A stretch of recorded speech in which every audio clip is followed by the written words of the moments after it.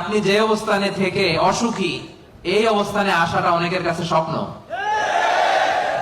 সব সময় বলবেন শুকর আলহামদুলিল্লাহ, আল্লাহ অনেক ভালো আছি, আল্লাহ অনেক সুখে আছি।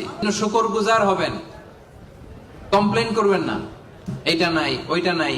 কিন্তু কত কিছু যে আল্লাহ দিয়েছে ওইটা লিস্ট করলে লিখেও শেষ করতে পারবে না, ঠিক কিনা?